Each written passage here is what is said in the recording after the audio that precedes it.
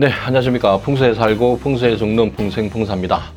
오늘은 대운을 만드는 가장 현실적인 방법에 대해서 한번 말씀을 드릴까 합니다.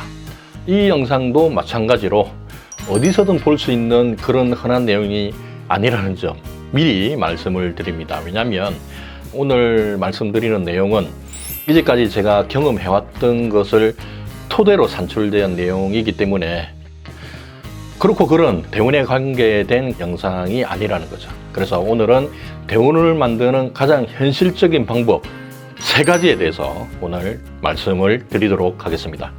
잠시 뒤에 뵙겠습니다.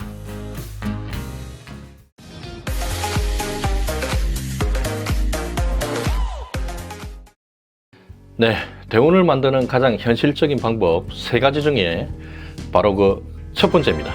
그거는 대운이 올 때 나타나는 징조일 수도 있고 대운을 만드는 방법일 수도 있습니다. 그게 뭐냐면 남자한테는 대운이 올 때 반드시 재물과 여자가 함께 옵니다.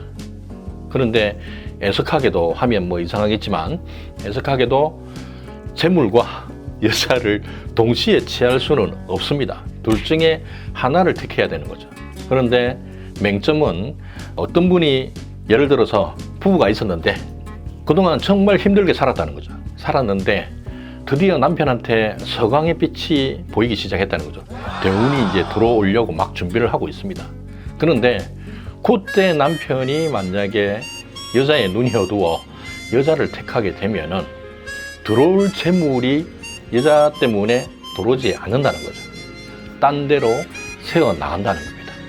그래서 남자분들은 특히나 조심을 해야 됩니다. 바람 피우지 말라는 거죠. 바람을 피우면 정말 힘들게 살다가 바람을 피우면 그 여자도 옳은 여자가 되지 않을 뿐더러 재물도 시작도 하기도 전에 재물이 다 새어져 나간다 라고 그렇게 얘기를 할 수가 있다는 거죠.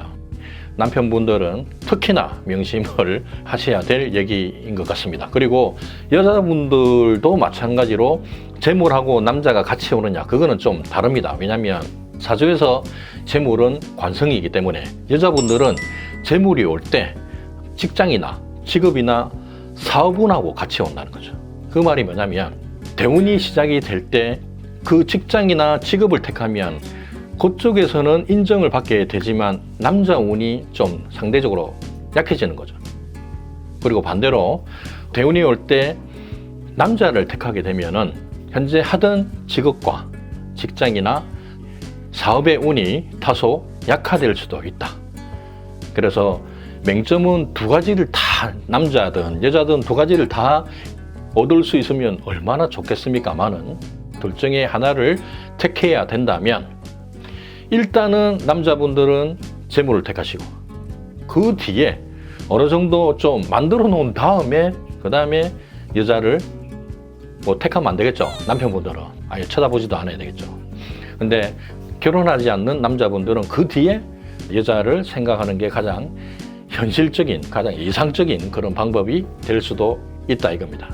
그 다음에 여자분들은 직장, 직업, 사업을 먼저 택하고 그거를 조금 안정화시킨 다음에 직장에서도 인정을 받은 다음에 그 다음에 남자를 한번 들여다본다.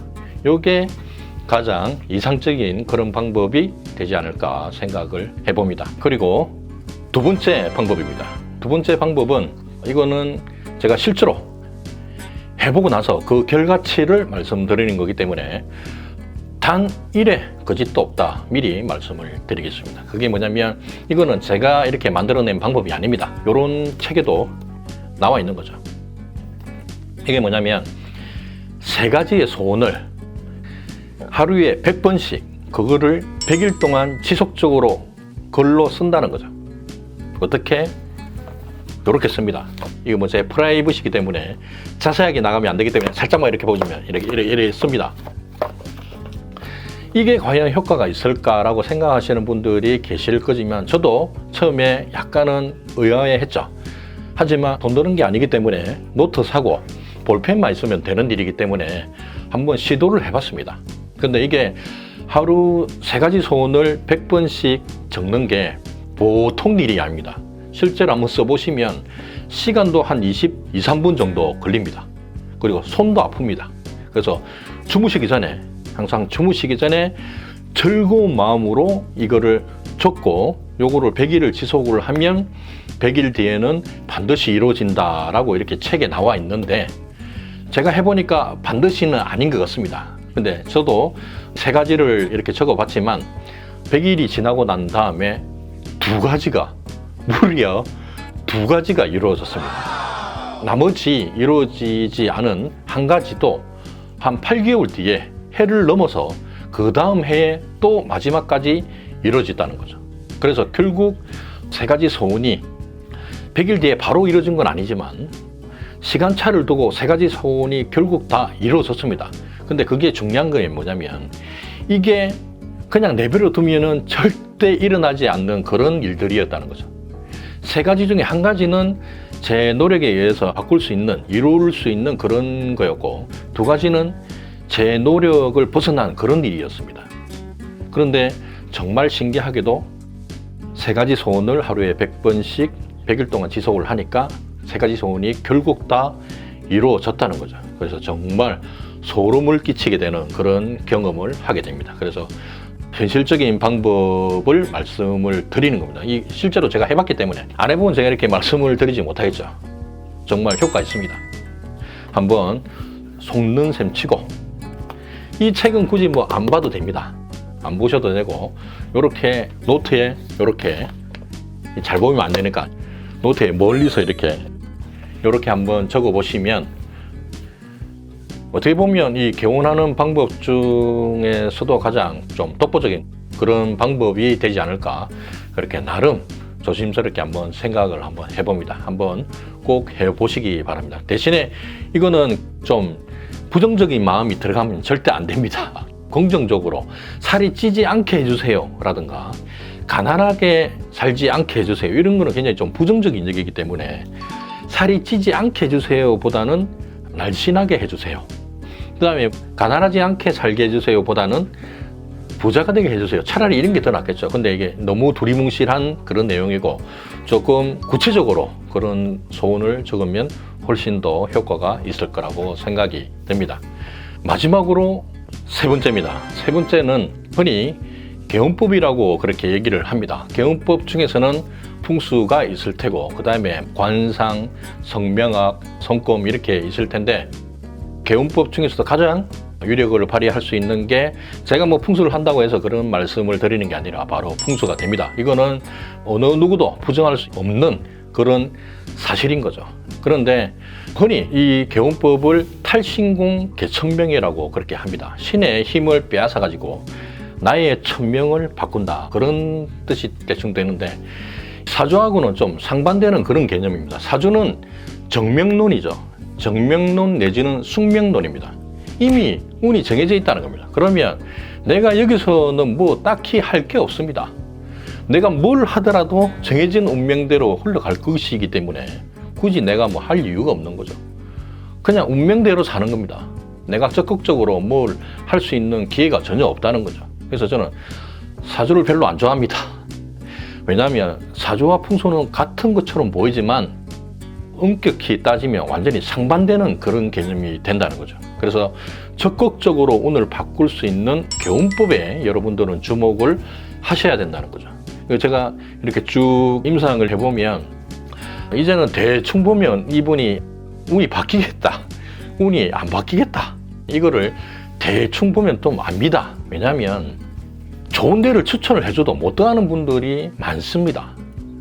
그 이유가 뭐냐면 예를 들어서 식당을 둘 중에 하나를 선택을 해야 되는데 저한테 의뢰가 들어왔죠. 그러면 제가 가서 보고 20평짜리가 있었고 그때 80평짜리가 있었다는 거죠. 그러면 좋은 데만 이렇게 추천을 해주면 되는데 그래서 제가 20평이 훨씬 더 좋습니다 라고 그렇게 말씀을 드리는데 그분한테는 조금 레벨에 안 맞는 그런 가게라는 거죠. 물론 그분이 직접 하는 건 아니고 그분의 사모님이 운영할 가게지만은 그래도 내 체면에 20평이 뭐냐 이렇게 생각을 또 하시는 분이 계시더라고 그 말이죠. 그래서 한 번 더 제가 어쨌든 저한테 의뢰를 하셨기 때문에 제가 제 입장에서는 최선을 다해야 되기 때문에 한 번 더 말씀을 드립니다. 80평보다는 20평이 훨씬 더 좋습니다. 이쪽 기준으로 봤을 때 이 집이 훨씬 더 좋습니다라고 얘기를 했는데 그분은 장고 끝에 결국 80평을 선택을 했습니다. 아무래도 격에 맞는 그분의 격에 맞는 가게를 택하다 보니까 아마 그렇게 된 것 같은데 결국 1년 반 정도 돼가지고 폐업을 했습니다.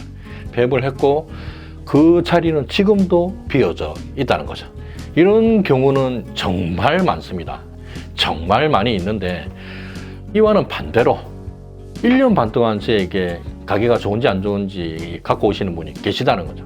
결국 자기 예산에 맞는 가게를 구하다 보니까 부산에서 하지 못하고 다른 지방으로 갈 수밖에 없었고 1년 반 동안 갖고 오는 것들이 보면 전부 안 좋은 가게들, 뭐 어디서 그렇게 골라서 갖고 오는지 몰라도 안 좋은 가게만 계속 갖고 왔다는 거죠. 그래서 제가 그분한테 한 말이 조급증 가지지 말고 조금만 기다리라. 급하게 뭐 만들려고 하면은 되는 게 하나도 없으니까 조급증 가지지 마시고 편안하게 일하시면서 좋은 가게 하나씩 놓을 때마다 이렇게 한번 갖고 오시면 됩니다. 절대 서두르지 말라고 그렇게 말씀을 드렸다는 거죠. 그게 1년 반이 지속이 됐습니다. 근데 1년 반 뒤에 갖고 온 게 굉장히 좀 좋은 게 있어가지고 한번 같이 가보자 해서 그 지방으로 같이 넘어갔죠. 넘어갔는데 망한 피자집이 있었다는 거죠. 얼마나 급하게 가게에서 빠져나왔으면 피자 박스 접어놓은 것까지 그대로 몸만 그렇게 빠져나왔다는 거죠.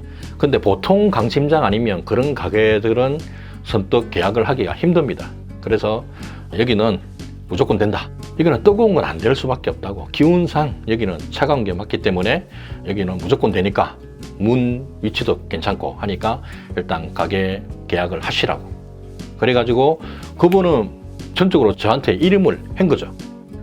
근데 오픈하고 나서 1년도 되지 않아가지고 그 도시에 맛집으로 등극을 하게 됩니다. 제가 가도 시간 안에 못 가면 맛보지 못할 정도로 점심시간인데도 인기 있는 메뉴는 소진이 다 되더라 그 말이죠. 그래서 제가 드리고 싶은 말씀은 개운법 말 그 자체가 운을 바꿀 수 있는 방법입니다. 풍수라든가 관상, 성명학, 손금 이런 게 해당이 되는데 이런 방법들을 좀 활용을 하셔가지고 내가 운이 안 좋다고 하면은 한번 이제까지 안 해본 것도 한번 할 수 있는 그런 기회를 만들어 보시라는 거죠.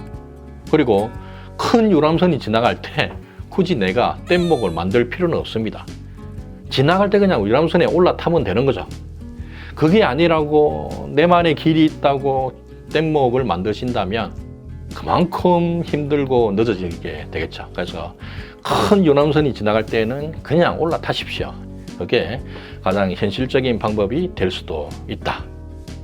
예, 짧게 지금까지 제가 겪었던 것을 설명을 드렸는데 어떻게 여러분들에게 도움이 되셨는가는 잘 모르겠습니다. 일단은 영상을 올려드렸으니까 조금이라도 도움이 되시길 바라는 마음입니다. 네, 이상으로 오늘 준비한 영상은 이것으로 마치고 단일이라도 도움이 되셨다면 구독과 좋아요, 알람을 마구마구 눌러주시면 다음 영상을 만드는 데 훨씬 더 도움이 될 것 같습니다. 네, 감사합니다.